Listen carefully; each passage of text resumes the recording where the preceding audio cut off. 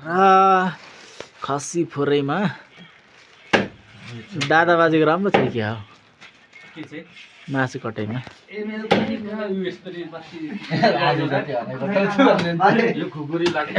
आधी जति चाहिँ तल बाहिर पुरै राख्नुहुन्छ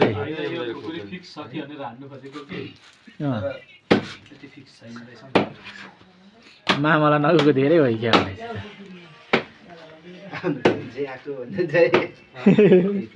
कसले खाँदैन नाति हेर्नु छैन कति केजी जति छ